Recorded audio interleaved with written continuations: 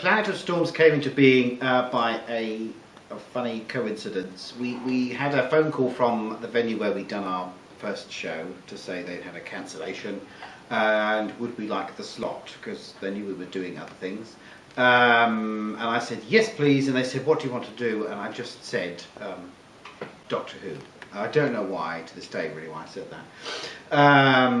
So, yes, so that's how it came about, and I got permission from the BBC, which was very easy in those days. And I think it was round about the same time, or a bit, the Paul McGann film was about to come out, or was being publicised a lot, so everyone was a bit more excited about things. And that's why it was in my mind, and I fiddled with some bits of script that I've been writing anyway, and came up with this script, and that's basically why it happened. It was a mixture of, we got a slot by accident, and I just happened to pop into my head. 19 years ago, the terrible zoned in. I remember my costume, all in black, slimming. It was wonderful, a black leather jacket, which I thought was quite attractive. There was a lovely young lad, now what was his name? Oh God, JP, that's him. I gather he's still trying to get away with playing a young lead. Lovely, I saw him at the National a while ago, I can't remember what was in, but it was very good. Fantastic. I seem to run across the stage a lot. Scovell had me doing these ridiculous things about vortexes. Quite frankly, I didn't have a clue what I was talking about. Not a clue. I don't think the other chap did as well. What was the one that went into the vortex with me? I've lost it. Memories of the Planet of Storms can be a little hazy, because it's nearly 20 years ago. It was in October 1996 we did the show, so we must have been rehearsing for about 8 weeks before that. We were rehearsing at the River Street Hall in Portsmouth, which is no longer there, but it was a lovely little rehearsal venue, just the right size, with a little kitchen next to it, a little green room next to it. Oh, it was perfect. Anyway, and it was very badly organised, and we never got charged for any of the rehearsals we did there. But we rehearsed a few shows there anyway. And we did show at the Portsmouth Arts Centre, which was everyone's favourite venue, again, not even there anymore. We had a nice cast together, a mixture of people I was at college with, and a couple of friends from the amateur circuit, particularly, and I think it worked largely because of the cast, a good enthusiastic cast, and very talented people. David Head, who played Security Commander Bouchier, who I called a security commander just because I love that rank in Genesis of the Daleks. I think it sounds really good. And I think I gave him the line. This is Security Commander Boucher with prisoners and escort. Anyway, and Dave was very, very good, and he was very keen to be in something science fictiony, and he even did funny things with his eyebrows. I remember. Yes, that must be over 20 years ago now, I think. Of course, we didn't have quite such good quality costumes then as we do now. But yes, I seem to remember there's rather a lot of lycra, yes, so not so much intergalactic war criminal as perhaps crimes against intergalactic fashion, I'm not sure. I seem to remember I looked like something out of, I don't know, it's a cross between something out of Flash Gordon and Tony the Tiger, I think. I remember a lot of gold paint. I really did suffer for my art in that one, actually, in a lot of ways. Yes, I remember it used to take about an hour to get all this gold stuff on. Lots of lycra. There was sort of a loincloth hanging down as well. Yeah, I must talk briefly about Becky, who played Jenna, my companion. I'd been at drama college with Becky, and she was such a lovely lady, really, really lovely, and she had this wonderful bubbliness about her. And she joined my theatre company. She was in the Sherlock Holmes play we did, and I asked her if she'd like to take on a bigger part this time, and she said yes. But there was a strange thing about Becky. She was quite shy and quite reserved in many ways. But the lady in charge of the costumes of Planet Storms kind of had a suspicion that Becky was a little bit of a flower waiting to bloom, and so she got her a most memorable costume. It's the only way I can say it. I think she'd been inspired by sort of Ace's Battlefield look. But anyway, but the costume, they got her this lycra catsuit, which was this green lycra catsuit, and Becky was rather intimidated by wearing it. But I remember when she first put it on the costume fitting, and we all, well, certainly all the men, just their jaws hit the floor, because we had no idea that Becky was so stunningly shapely. And Is this all right? Of course it's all right, dear. Yeah, that was very memorable. But what it did to Becky, it gave her some confidence about herself, and she became a more outgoing person from that. So, as well as a nice bit of eye candy, I think it did give her a lot of confidence as well. So that was just very, very memorable. I remember a lot of the audience reaction were good, because the Arts Centre was a very small venue, only seated 90 people. We didn't sell out every show. We sold about 80%. We had about 60 in each night. We only did 3 nights, I think. And you could go through to the bar afterwards. The bar was attached. I remember a lot of people hanging around and just being very, very nice about it. And because of the style of the story, I think, and the time it was on, because Doctor Who was kind of back, albeit for just one night only. Doctor Who fans were in a good mood at the time. And I do remember very well the sort of after show in the bar banter was very, very nice. And we had quite a lot of people come in costume, a lot of people in scarves and things. And yeah, it was a good fun show to do. We all got on well. It was great for me I thought at the time it was the only time I'd ever get to play the Doctor. But it turned out there were other opportunities. It was a fun time. It was a good fun experience. That's all I can remember, really. One thing that I decided quite early on was that the character was called Brigadier Tyak, and of course, you know, there was another famous brigadier in Doctor Who, and when he played an evil version of himself, he had an eye patch. So I sort of thought, when I'm playing an evil brigadier, and I've been watching a lot of Blake 7 at the time as well, and of course the villainess of the piece had very short hair and was rather a bit Servalan. So I thought, okay, well, I'll have an eye patch, you know, because it's a little nod to Travis, who of course was her henchman. So anyway, you know, I had this eye patch, and I remember it had all these big metal rivets in it, and it sort of sat on the eye like that. And but then there was a second eye patch as well. Now, this was where there are a few creative differences backstage. I'm sure they happen in all productions. But the chap who actually designed the Pertinax costumes had, I don't know how to put this, but he had some very strong opinions about how things should be. He had his vision. He used to read a lot of Marvel comics, so I remember him showing us the concept sketches, and of course, you know, if you look at comic book heroes, they've got great big biceps and very thin waists, and of course 20 years ago I wasn't like that, well, I'm not like that now either, to be honest with you, but yes, I do remember looking at these pictures and saying, okay, you know, well, if you look at Superman, of course he looks great like but you know, I don't know about me particularly, it's a bit strange, but I'm an alien, so let's get on with it. So anyway, he designed this eye patch with the rivets in it, and so I sort of tried it on and everything. And then Nick came up with another eye patch, which was rather different. I remember it had a little tiny glass eyepiece in it and some little decorations on it and stuff. And so I thought, well, okay, I'll wear that one. So unfortunately, as a result of that, our costume designer got rather upset, you know, because he didn't feel that it went with the overall look of the piece, sort of thing. And so I thought, well, what can I do here, you know, and because I always like to be diplomatic if possible. And I thought the answer is to wear both of them. So of course I tried that, one on each eye, but I kept crashing into the set, which was terrible. So then I came up with the idea of actually sort of interposing one eye patch on top of the other.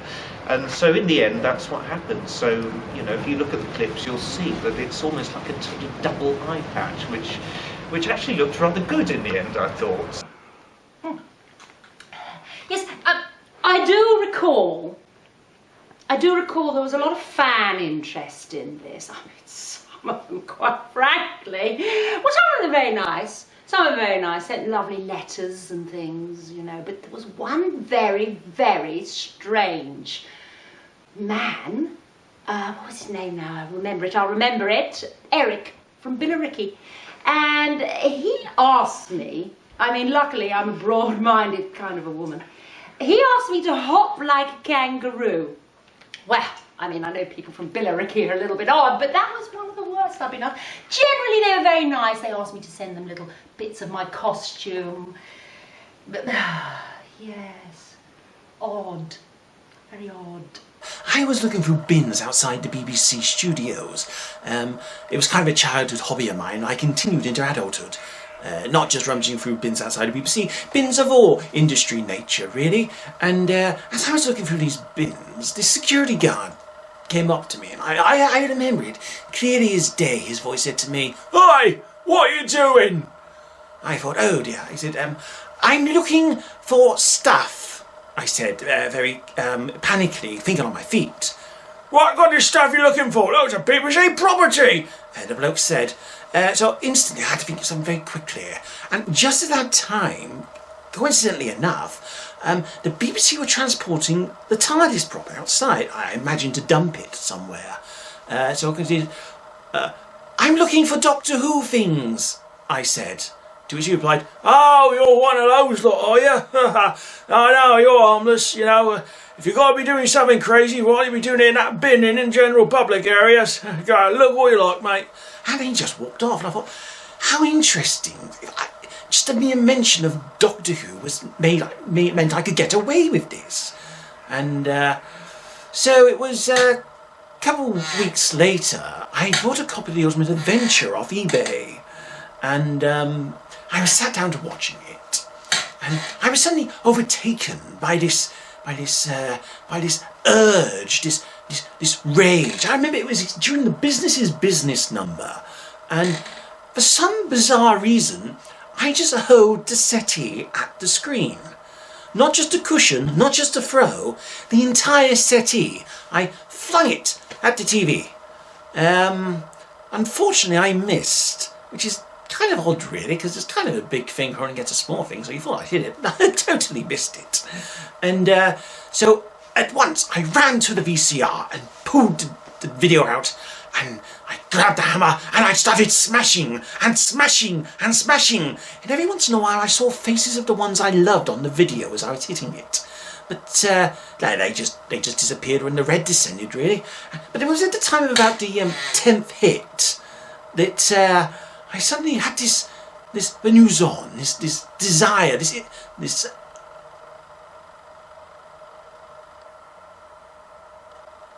inspiration to track down all the videotapes of The Ultimate Adventure I could find and destroy him. Because naturally, the bloke who sold his tape to me, I thought would obviously have kept a copy for himself. So I made it my mission to hunt down as many videotapes as possible and destroy them.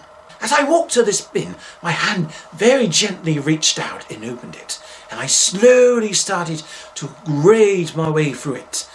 And I found this VHS tape buried right at the bottom. Well, instantly, I just couldn't contain myself. I inserted it as soon as I possibly could. Then about 2 hours later, the doctors were able to remove it from me, and I was able to put it in a VCR to see what it was. Then I suddenly realised this wasn't The Ultimate Adventure. This was the lost Nick Scovell story, Planet of Storms. I'd heard about this legendary production and how no copies of it survived. It was just lost to Leafer in time and other obscure references and posh dual entendre words. And I said, my word, this is extraordinary. And I sat there captivated by it for the next 90 minutes and marvelling at the performance of a very young Nick Scovell. And I thought to myself, this is important. I must instantly do something. And I did. I ejected the tape, put it on the shelf, and did nothing for 8 years. Well, you got to understand, you see, you've got to time these things rightly. Honestly, it wasn't like I was hoarding them or anything like that, or trying to do any power play inside of fandom. No, not at all, not at all. No, I fully intended to share my discovery with people. When the price, at the time was right, yes. And so here we are now, where the Planet of Storms with a very young Nick Scovell's first adventure is able to be enjoyed by many. And I'm grateful to play my part in it, especially now that the check is cleared. Well, I have seen the video of it many years ago. It was videoed. I should warn you, faithful viewers, do not expect high definition. It was videoed by the chap who plays one of the aliens in the show, a chap called Ian, who plays Captain Vernick. He was very keen on doing things like that, but he only had a camcorder, one of those handheld things people used to have in those days. And I think, if I remember rightly, it was one of the performances and the dress rehearsal. He just set it up in 2 different positions, and the image flips between the 2. I think that's what happened. And at some point, not long after the show, I got a copy because he edited it together and put some titles on and things. All quite basic and primitive, but it was nice to have a record. But the picture quality is pretty bad. It's probably best to just listen to it and switch all the visuals off, probably. And again, it was a very cheap budgeted show. Visuals aren't. And a video of a show, even if it's a National Theatre production, never conveys the atmosphere of it. It's purely a memento. We had no idea anyone else was going to see this. So please don't expect stunning visuals. They aren't there. They were never there originally, apart from Becky's catsuit. But anyway. So yeah, the fact that it's back again is nice because since it's turned up again, I haven't seen it yet, so I could be talking nonsense here. But it's nice that it's back, and so we've got all of them really, and it'd be nice to see it again. I should also mention briefly that Ian, who did video it, and so we have who was responsible for capturing it for posterity, even in a very basic way, is no longer with us. He died about. About 12 years ago, very suddenly. He had meningitis. So he was an unusual man, not always a very easy man to get on with, but he was very keen on the show and did a lot for it. So it's nice that we found it again, so in a way we can remember Ian as well, which is nice. Well, I'm absolutely astounded. I mean, it's been missing for so many years, and of course it's looked on as something of a holy grail amongst the fans. And of course, you know, the memory cheats, as they say. So I'm going, you know, I'm very interested to look back on it and see how it all went. You know, I have certain pictures in my mind of it.